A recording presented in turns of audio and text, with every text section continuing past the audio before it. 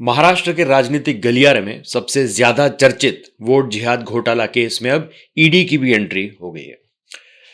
केंद्रीय जांच एजेंसी ने मामले में 23 से ज्यादा लोकेशंस पर सर्च ऑपरेशन की कार्रवाई को अंजाम दिया, जहां मालेगांव में एक व्यापारी पर कथित तौर पर कई बैंक खाते खोलने के लिए फर्जी दस्तावेज और फर्जी केवाईसी इस्तेमाल करने का आरोप है।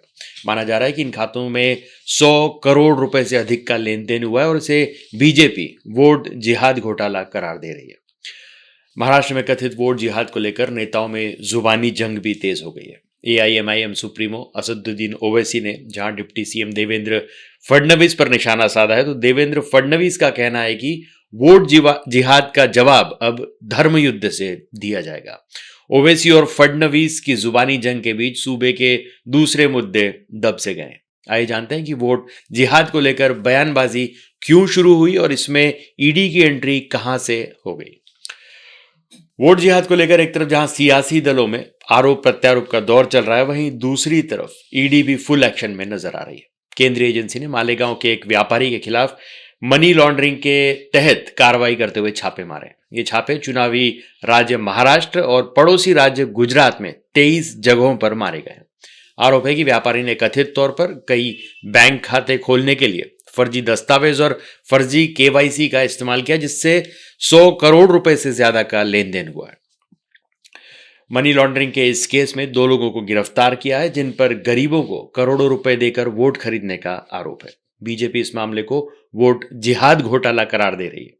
यह मामला तब सामने आया जब बीजेपी नेता किरीट सोमैया ने दावा किया कि हवाला कारोबारियों के जरिए मालेगांव के एक बैंक में लगभग 125 करोड़ रुपए भेजे गए और फिर इस पैसे को कई खातों में भेज दिया गया था। कथित तौर पर इस पैसे का मकसद चुनाव से पहले मतदाताओं को प्रभावित करना था। महाराष्ट्र में कई मुस्लिम बोर्ड ऑफिशियली इस बात का ऐलान कर रहे हैं कि वे किस पार्टी के साथ हैं। इस क्रम में ऑल इंडिया उलेमा बोर्ड की महाविकास अघाड़ी को समर्थन देने की बात कह चुके हैं, जो खुद को मुसलमानों का हितैषी बताते हैं। हालांकि इसे लेकर एनसीपी अजित पवार गुट के महाराष्ट्र अध्यक्ष सलीम सारंग ने बड़ा खुलासा किया है। सलीम सारंग ने ऑल इंडिया उलेमा बोर्ड पर गंभीर आरोप लगाए और कहा है कि यह बोर्ड फिलहाल अस्तित्व में है ही नहीं, जो चुनाव में मुसलमानों से एमवीए को वोट देने की अपील कर रहा है। बता दें कि वोट जिहाद और एक है तो सेफ है जैसे नारों से महाराष्ट्र का सियासी पारा भी हाई है।